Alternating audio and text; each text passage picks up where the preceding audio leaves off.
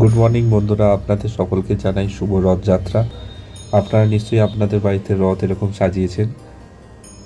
আমিও সাজিয়েছি রথ, তবে আগে যখন ছোটোবেলায় ছিলাম তখন আর একটু বেশি ভালোভাবে সাজাতাম।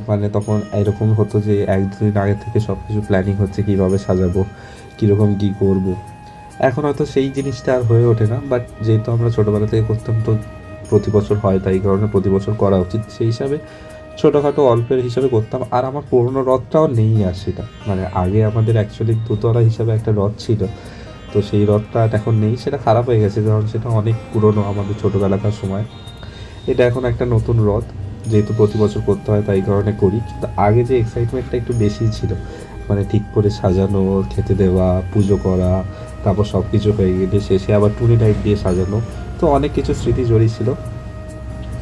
যাই হোক, অনেকেরই জড়িয়ে থাকবে এরকম।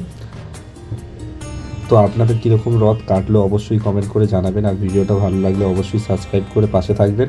আরও অনেক ভিডিও আসবে, চ্যানেলে অনেক ভিডিও আছেও, সেগুলোও দেখতে পারেন। তো লাস্টে শুভ রথযাত্রা বন্ধুরা, ভালো থাকবেন।